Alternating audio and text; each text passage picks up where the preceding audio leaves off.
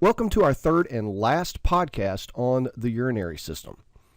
In this last podcast, we're going to look at the differences between filtration, absorption, and secretion, and then we're going to look at various physiological measures that give us an indication of the health of our urinary system. Now, one of the first measures that we're going to look at clinically to determine the health of our kidneys and urinary system is a term called renal clearance. This is the ability of the kidney to remove molecules from the plasma and placing them into the urine.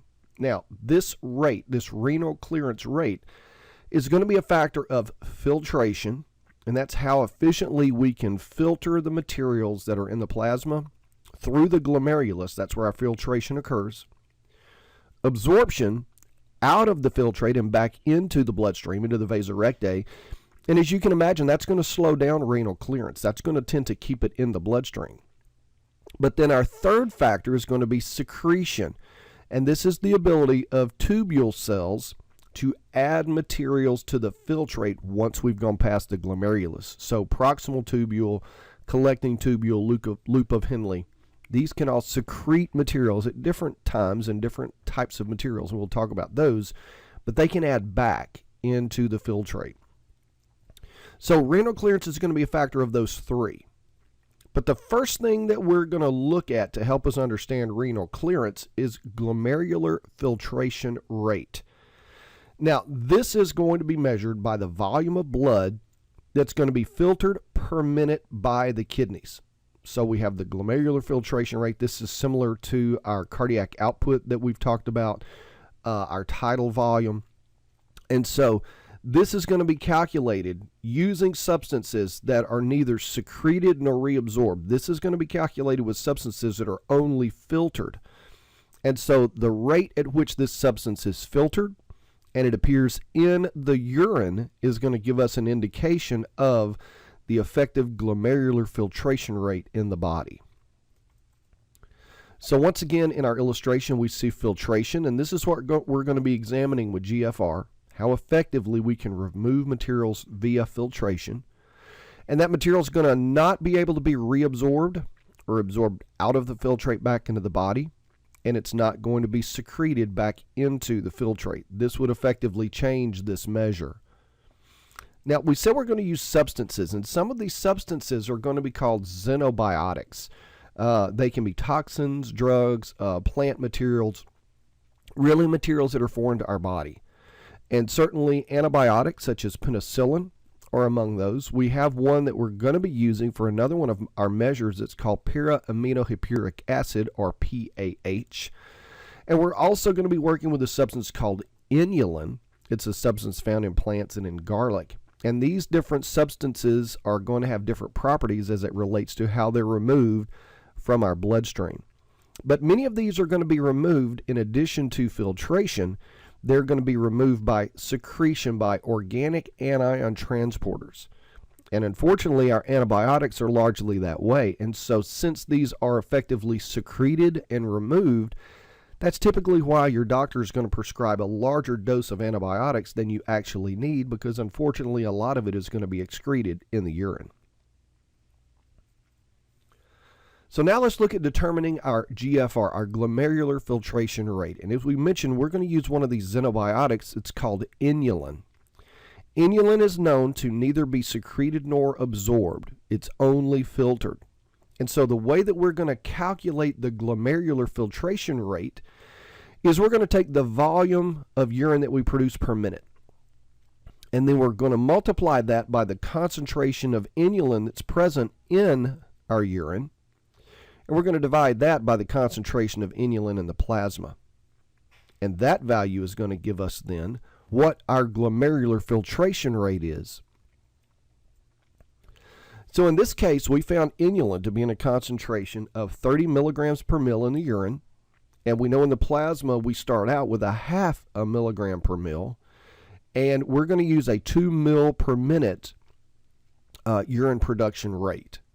So if we take 2 mil per minute times 30 milligrams per mil, divide that by our half a milligram per mil, we come out to your textbook on average glomerular filtration rate of 120 milliliters per minute. And it's from this value then that we have been able to calculate earlier that rate of production of 180 liters of filtrate per day. So that is our glomerular filtration rate.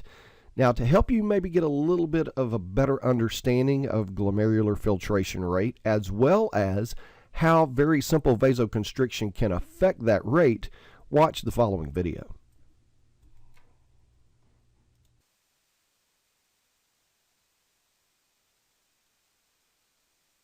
Hi, in this tutorial I'm going to talk about basic control of the glomerular filtration rate. Specifically, I'm going to discuss vasoconstriction of the afferent and efferent arterioles of the nephron and how these affect the glomerular filtration rate. So let's begin by looking at the normal situation. Here I have drawn a glomerulus without the Bowman's capsule and surrounding nephron.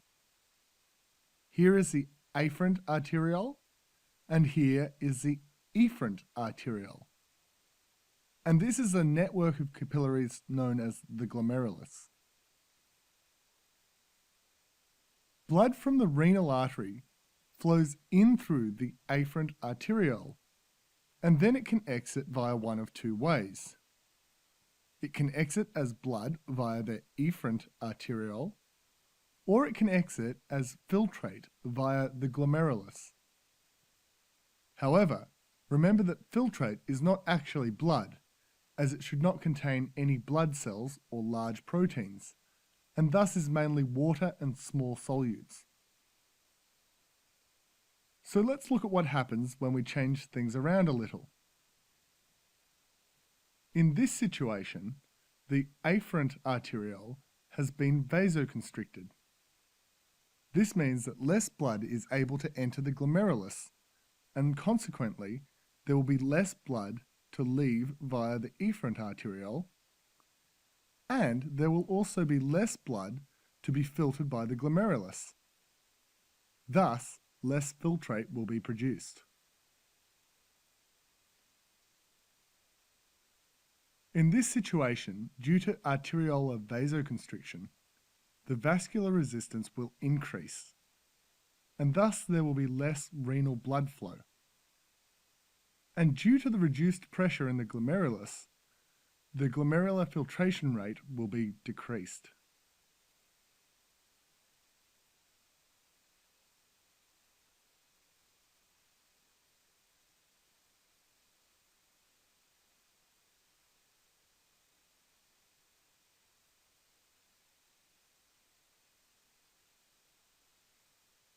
Now let's look at the situation where the efferent arteriole is vasoconstricted. Blood is able to enter the glomerulus easily because the afferent arteriole is dilated. However, because the efferent arteriole is constricted, blood can't leave the glomerulus as easily. Therefore, there is a buildup of pressure within the glomerulus. This causes a higher than normal amount of filtrate to be produced. You can imagine that, because the pressure builds up inside the glomerulus, the fluid is being squeezed or pushed through the glomerular walls and thus produces more filtrate. Now, just one thing that can be a little confusing. Because there is efferent arteriolar constriction, there is still increased resistance to blood flow. This means that there will be reduced renal blood flow. However, because the constriction is after the glomerulus, not before, there will still be an increased glomerular filtration rate. And that's the way in which afferent and efferent arteriolar vasoconstriction can modify the glomerular filtration rate. If you've enjoyed this tutorial, please help us produce more by making a donation at www.handwrittentutorials.com. Now let's look at another physiological measure, and that being renal plasma clearance. Now, this is different from our glomerular filtration rate. This is going to be the volume of plasma from which a substance is completely removed in 1 minute by excretion in the urine. Now, this is dependent on whether we have filtration, reabsorption, secretion. That's going to affect our renal plasma clearance. So in that case, for a substance that is neither secreted or reabsorbed, it's only filtered, such as inulin, then the renal plasma clearance rate is going to equal our glomerular filtration rate. So inulin, as we've said, is used not only for glomerular filtration rate, but in this case, we can see its renal plasma clearance. However, if we look at a substance that in addition to being filtered is reabsorbed, then we're going to see that its U to P ratio, which is your urine to plasma ratio, is going to be different. And in this case, our renal plasma clearance calculation number, which we use the same formula that we did for GFR, but our renal plasma clearance is going to be lower than that of our GFR. Conversely, a substance that's secreted, we're going to see a renal plasma clearance greater than our GFR.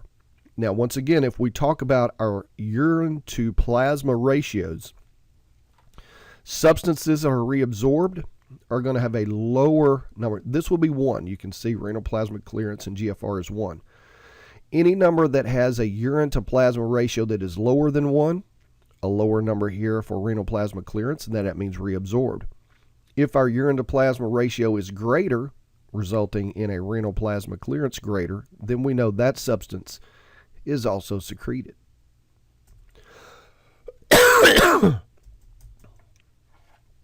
And here we see some common examples. We've already talked about inulin.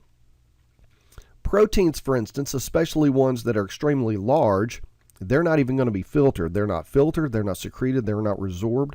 So, regardless of our glomerular filtration rate, the renal plasma clearance is 0. You never see proteins in your urine. Likewise, glucose. Glucose, you should never in normal concentrations see urine that contains glucose. But we do have some filtered glucose, but it is completely reabsorbed. So our renal plasma clearance for glucose is 0. Inulin, we have equal to GFR. But we're going to look at 2 other substances now. We're first going to look at urea, which is filtered and reabsorbed. And we're going to look at para-aminohippuric acid, which is also going to be secreted. And we're going to look at their GFRs and how that differs. So here's our example for urea. And again, we use the same calculation as GFR. Now, our GFR rate, remember, is 120 mils per minute. So here when we do this calculation, we have our same urine flow, 2 mils per minute, urine concentration, plasma concentration, and what we end up with here is a renal plasma clearance for urea of 75 mils per minute. Now, in this case, this is going to result in a low urine to plasma ratio. It's going to be less than 1 because this number is smaller. Therefore, that calculation alone tells you that we have reabsorption occurring. Now, we know from what we saw with our countercurrent and how urea is used as a solute, we know now that 40 to 60% of urea is always reabsorbed and recycled through that urea countercurrent system. Now, para-aminohippuric acid, this is going to be one that is secreted, so we can use it, plug it into our same formula that we have looked at before. And in this case, our para-aminohippuric acid, when we plug these numbers in, we're going to see that para-aminohippuric acid, or PAH, can be cleared in 1 pass through the kidney. It has those secretory transporters are going to be highly efficient. So in this case, we can use para-aminohippuric acid as a means of calculating renal blood flow, or renal plasma flow, as some refer to it. So in this case, we see that we have a glomerular filtration rate. We have a renal plasma clearance of 625 mils per minute. And so in that case, we are going to have a ratio much larger. This number is much bigger than our GFR, and therefore we know that this substance is going to be secreted. Now, let's watch another video that's going to bring this together and help us better relate glomerular filtration rate and renal plasma clearance, looking at these substances that are reabsorbed and secreted.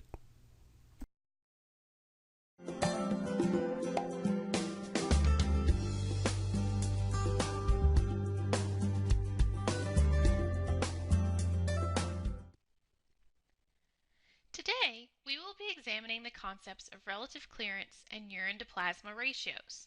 This information will help us to solve problems about the reabsorption and secretion of various substances within the kidneys. Clearance is a term that refers to the ability of the kidneys to clear a substance from the blood. When a substance is excreted in the urine, a certain volume of fluid is freed or cleared of that substance. In this slide, we see a solute represented by a blue dot being filtered and secreted into the urine. Fluids are being represented by rectangles filled with water. Clearance is defined as the volume of plasma from which that substance is completely removed per unit time. It is measured in milliliters per minute. Renal clearance is not a measurement of the concentration of a solute in the plasma or urine. We will be examining the clearance of three substances today: glucose, inulin, and PAH, or para-aminohippuric acid. In the nephron, each of these substances enters into the glomerulus and is freely filtered from the glomerular capillaries. With a normal filtration fraction, about 1/5 of the renal plasma flow passes into Bowman space and the proximal tubule. The other 4/5 of the renal plasma flow passes into the efferent arteriole and the peritubular capillaries. Let's begin by looking at the movement of inulin within the nephron. Inulin is a 6,000 molecular weight polysaccharide. It is used medically in renal function tests. Inulin is readily filtered at the glomerulus, but is not secreted or reabsorbed. Thus, all of the filtered inulin remains in the tubule and is excreted in the body. The water that was filtered with inulin is reabsorbed into the peritubular capillaries. Consequently, the clearance of inulin can be used as a measure of the glomerular filtration rate, or GFR. Glucose is a monosaccharide with a molecular weight of 180. Like inulin, glucose is freely filtered at the glomerulus, and 1/5 of the glucose passes into the tubule. In low concentration, however, the entire filtered load of glucose is reabsorbed into the peritubular capillaries.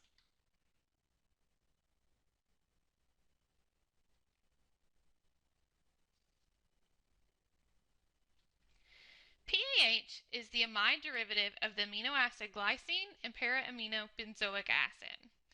PAH is used in the diagnostic testing of the kidney. Like inulin and glucose, PAH is freely filtered at the glomerulus, and 1/5 of the PAH passes into the tubule.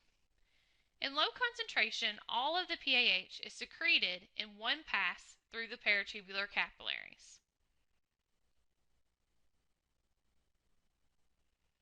Consequently, the clearance of PAH can be used as a measure of the renal plasma flow, or RPF.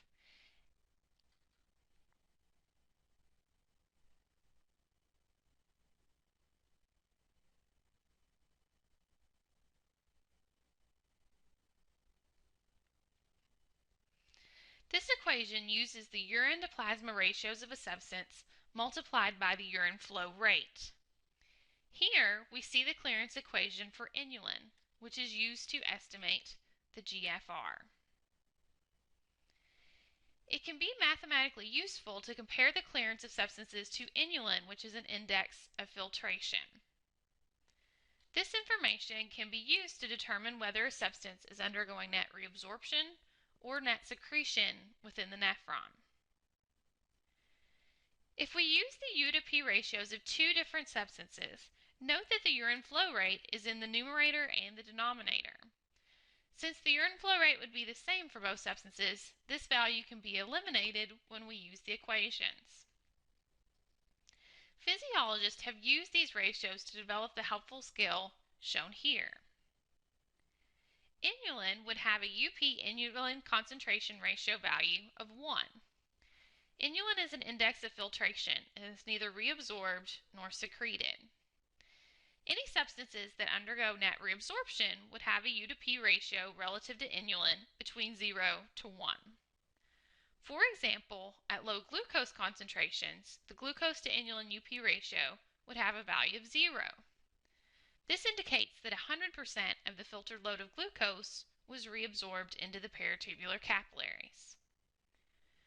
U to P ratios with values from 1 to 5 indicate that the solute is undergoing net secretion. Since the filtration fraction is normally 1/5, the amount that any substance can be cleared over and above what is filtered would represent 5 times the filtered amount. For example, PAH has a value of 5 at low plasma concentrations. This indicates that 100% of the PAH was secreted as it passed through the peritubular capillaries. As the concentration of PAH in the systemic bloodstream increases, the U to P ratio would drop closer to 1. The U to P ratios can be used to determine whether a substance undergoes net reabsorption or secretion in the nephron. Let's consider the following example in which the urine and plasma values of an unknown substance X are given. Using the information shown, we can determine whether substance X undergoes net reabsorption or net secretion. We can also determine what percentage of substance X is reabsorbed or secreted. In order to determine whether substance X undergoes net reabsorption or secretion, we first divide the urine concentration of X by the plasma concentration of substance X, which is 1 milligram per milliliter. We then divide this number by the U to P ratio for inulin, which in this case is 60. This gives us an overall U to P ratio for substance X of 3. Looking at our scale, this indicates that substance X undergoes net secretion in the nephron. Furthermore, we can see that 50% of substance X is secreted into the nephron, since 3 is halfway between 1 and 5. This same system can be used to determine the net absorption or secretion of any substance in which the urine and plasma values are known. As we mentioned in our chart and as we saw in the video, glucose is going to be filtered. However, it is going to be completely reabsorbed under normal concentrations of glucose in the bloodstream. Now, normally this is going to occur in the proximal convoluted tubule. We have co-transports, symports with glucose and sodium. So as sodium is actively transported, we're going to get the facilitated diffusion, if you will, of glucose. Now, we will have, however, a situation where we can have too much glucose in the plasma and we simply can't process enough of the glucose with the pumps, and it will therefore end up in the urine.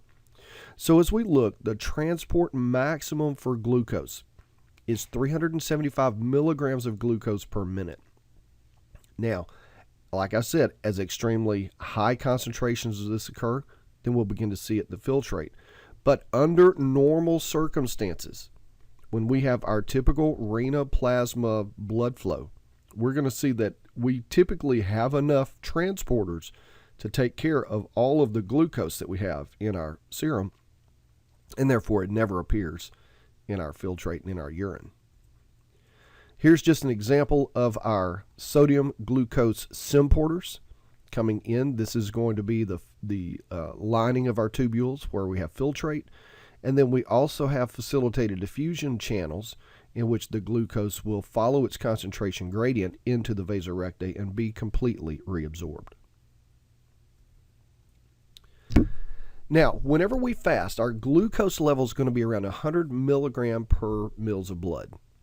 And then after we have a meal, normally it goes up to about 150 milligram per mil. Now remember, 375 is our threshold, so we're good. But whenever we're fasting, And if we have higher than normal glucose concentrations when we're fasting, that's called hyperglycemia. And when we have hyperglycemia, that's when we see the glucose in the urine, and this is called glycosuria. Now, typically, this is going to be caused by diabetes mellitus. There's also a situation for late-term pregnancy when you can have gestational diabetes and you begin to see glucose in your urine. That's why your urine's going to be checked every week you go to the obstetrician in the last trimester. Now, we also have diabetes, and just to a reminder, I think we've talked about this, there's a diabetes insipidus. This has nothing to do with sugar and glucose, but what's happening is you've got an insufficient production of ADH or the detection of ADH, and so you can't reabsorb as much water, and you produce, as all definitions say, copious amounts of diluted urine. Because you remember, ADH is going to help you regulate that 27 liters of filtrate to reabsorb it back into the body. Without ADH, you're going to produce a lot more than 1.5 liters of urine a day. Now, we've talked about clearing materials and certainly our glucose and proteins, reabsorbing them and secreting our xenobiotics are important. But remember, regulating our electrolyte balance. This is going to be critical to maintain our hemodynamics, our blood pressures. And so sodium and potassium are our big regulators of electrolytes. Much like we saw in the proximal tubule, 90% of our filtered sodium is going to be reabsorbed. This is going to happen in an unregulated manner in the proximal convoluted tubule. But we're also going to see that aldosterone can play a role, and if we don't have any aldosterone, then 80% of the remaining sodium is going to be reabsorbed by the collecting tubules. Now, this then leaves this 20% that's remaining, which is 2% of what we filtered originally, and this could be secreted each day on the order of 30 grams of sodium each day. But if we kick in aldosterone, and aldosterone, remember, is going to occur when we have low blood pressure, then aldosterone is going to reabsorb the sodium and therefore retain the water in the body. And so in the presence of maximum amounts of aldosterone, no sodium is going to be reabsorbed. Now, potassium it's much like the seesaw with sodium. Whatever sodium does, potassium's likely going to do the opposite. And so potassium is going to use to balance ionically what we're doing with sodium. But in this case, in the proximal convoluted tubule, we are going to reabsorb sodium so that we can have it available to move it back and forth to offset our movement of sodium. So we absorb 90% of the potassium.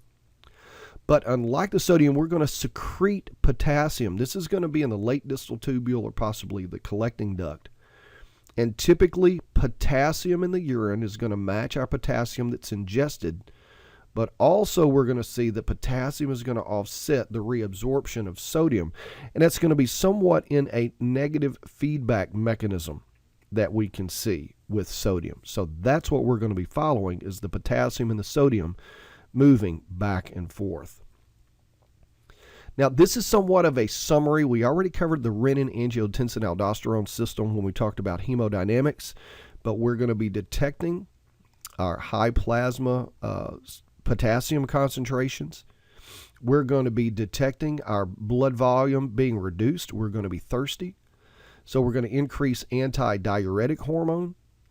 But here we come, adrenocorticotropic hormone. This is going to impact on our adrenal glands for the production of aldosterone. Aldosterone, remember, is going to shut down sodium excretion. We're going to retain more water, but there is our potassium that we're going to offset. When we retain more sodium, we got to get rid of the potassium. So we're going to excrete that in our urine, or else high levels of potassium would go up, and this could cause cardiac arrhythmias. Now, whenever we are working with our blood pressure, and if we have high blood pressure, some people and some patients may be put on diuretics to produce more urine to reduce that blood volume. Well, in this case, there's some diuretics that cause sodium to be resorbed at higher levels than normal. And this is going to lead to higher than normal potassium secretion. and low potassium in the blood. This is called hypokalemia. Well, as I mentioned in the previous slide, hypo or hyperkalemia can lead to cardiac arrhythmias, and so these have to be balanced very, very closely in addition to watching simply the sodium or the fluid volume. Now, aldosterone we saw in the chart is going to promote sodium reabsorption and therefore water reabsorption, but here's the potassium that balances that out. We can also see that high potassium can directly stimulate aldosterone secretion. So if we produce the aldosterone, we're going to get rid of that potassium. Low sodium is also going to indicate low blood volume. This is going to be an indirect way that we're going to stimulate aldosterone production, and that's what we want to look into a little bit more now, is how do we stimulate aldosterone, the renin-aldosterone-angiotensin system that we talked about. We're going to stimulate that through the juxtaglomerular apparatus. And so let's look at that juxtaglomerular apparatus. Start with a picture first. Here we have our renal corpuscle, Bowman's capsule, glomerulus, and we can see our proximal convoluted tubule, loop of Henle, and distal convoluted tubule. And the distal tubule passes back just beside the afferent and efferent arteriole of the very same nephron.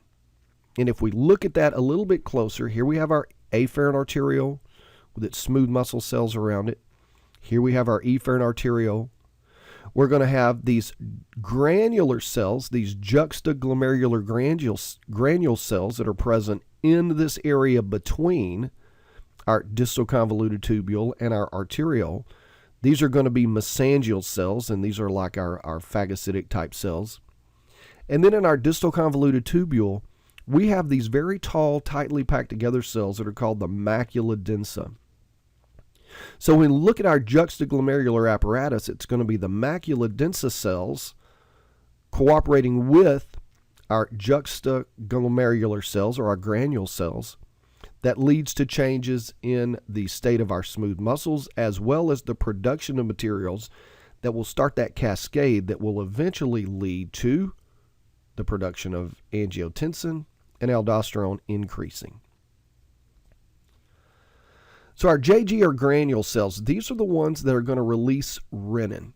Now, these are going to release renin as they are instructed from our macula densa cells.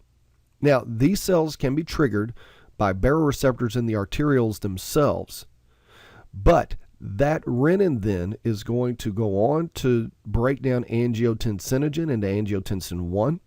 Angiotensin 1 is going to be broken down into angiotensin 2 by ACE, all the steps that we learned when we looked at our hemodynamic chapter. So here we can see that we have low sodium intake, therefore we have low plasma concentrations, which signals low blood flow. This is going to go through all the signaling antidiuretic hormone. Our urine volume is going to go up, our blood volume is going down. That lower blood volume and the lower sodium is going to trigger that juxtaglomerular apparatus. Renin will go through angiotensinogen to angiotensin 1, then angiotensin 2. They sort of skip those steps in this one. Then we have the stimulation of the adrenal cortex to produce aldosterone, and aldosterone is going to effectively cause sodium reabsorption to increase in our collecting tubules, and then we'll start that negative feedback mechanism to balance that out more appropriately. Now, the macula densa cells, these are going to be the cells that are going to respond to the concentration of sodium.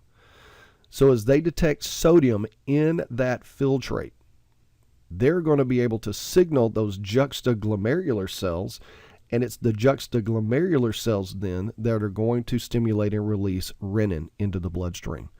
So while the granular juxtaglomerular cells can have the capacity to directly react to baroreceptors, they are more than likely going to be reacting to signals coming from the macula densa cells as they respond to low sodium concentration.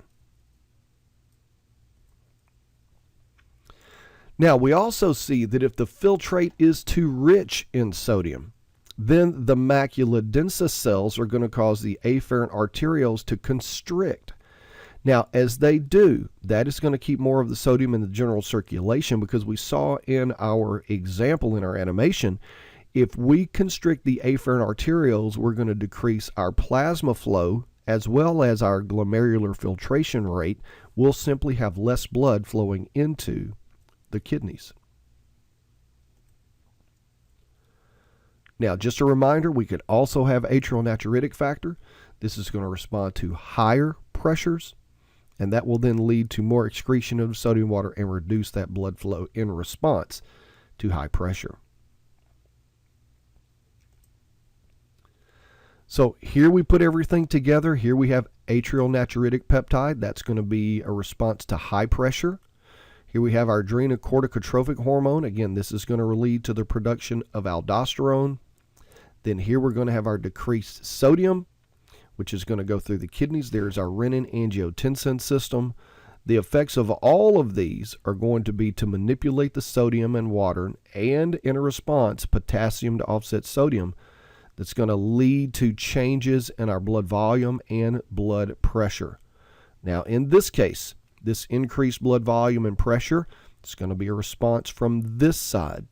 Remember our atrial natriuretic factor. This is going to be an inhibitory effect, because this then would lead to decreased blood volume and decreased blood pressure and increased excretion. So this is going to be the opposite of all the others that we've talked about so far. Now, the last portion we want to cover here in our urinary system is how we balance the sodium, potassium, and specifically our hydrogen ions as it relates to our acid-base balance in the blood. We've already seen that potassium and sodium are going to counterbalance each other, but often potassium does the same thing to help balance out hydrogen ions as well. And so this is typically going to be happening in our late distal tubules and our collecting tubules, as we secrete potassium and hydrogen into the filtrate to offset the absorption of sodium back into the body. So here we have sodium coming around in our distal tubule, collecting tubules. Sodium gets reabsorbed, and potassium or hydrogen ions are going to counterbalance that reabsorption by being secreted.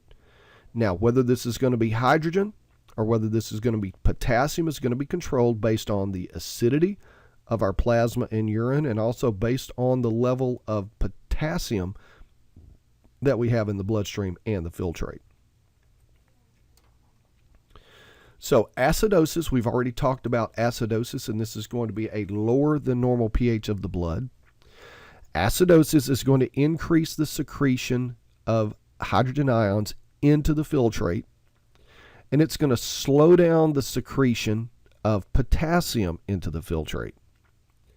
Now, alkalosis is going to result in increased secretion of potassium rather than hydrogen, because remember, we're going to reabsorb the sodium. So either the hydrogen has to go or the potassium has to go. If in case we have alkalosis, then we're going to end up with hyperkalemia. And so our potassium is going to go down, and therefore we have to balance that out. So if we try to shift out more of the hydrogen ions, then we're going to produce acidosis in the blood. So you can see we got a problem. And so that's going to have to be balanced very closely. Hyper or hypokalemia, remember, will lead to our arrhythmias of our cardiovascular system.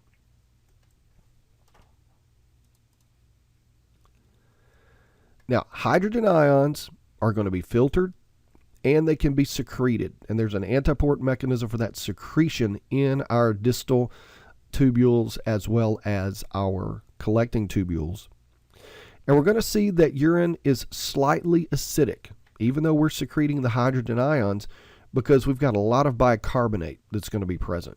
And most of that bicarbonate is going to be reabsorbed. So we're not going to have all the bicarbonate we need to offset all of the hydrogen ions being released. And so it's going to be slightly acidic. Not extensively, but just a little. Now, as we mentioned the bicarb, we're going to see that our proximal tubule, it's impermeable to bicarbonate, but we've got hydrogen ions that are going to be secreted. And so bicarb is quickly going to be converted into carbonic acid. Then this can be converted into CO2 and water by one of our favorite enzymes, carbonic anhydrase. Now, This is going to be on the membranes of the tubule cells, on the cell surface membranes. But we're also going to have carbonic anhydrase inside the cell, because as we create this CO2 in the filtrate, the CO2 is going to diffuse into the tubule cells where we have another carbonic anhydrase. It's going to convert it back into carbonic acid. That's going to dissociate into bicarb and hydrogen ions, which are going to be secreted back into the filtrate, whereas the bicarb that we just created is going to diffuse into the circulation. And so in this manner, using carbonic anhydrase, 80 to 90% of the bicarb is going to be reabsorbed. Now again, remember, this is happening in the proximal convoluted tubule. So here we have our bicarb that has been filtered into the filtrate in our proximal convoluted tubule. We have hydrogen ions that are being pumped out to offset the reabsorption of sodium. That forms our carbonic acid. Here's our cell surface carbonic anhydrase. It's going to break down into water and CO2, which diffuses into the cell. Our intracellular carbonic anhydrase forms carbonic acid again, which quickly dissociates into hydrogen that's pumped out, and bicarb, which diffuses out into the vasa rectae. And that is the process by which we reabsorb bicarb from the filtrate back into the bloodstream. Now, during times of acidosis, and we saw how we had a difficult time managing our potassium and our hydrogen ions under conditions of acidosis and alkalosis, but during acidosis, proximal tubule cells can produce extra bicarbonate by using glutamine. Glutamine then can be used, and the bicarb then enters the blood, while ammonia enters the filtrate along with phosphates. And in this way, we are going to be trying to buffer the filtrate with the phosphate and the ammonium ions rather than using up all the bicarb. So the glutamine is going to help to buffer that under conditions where we have excessive amounts of hydrogen ions.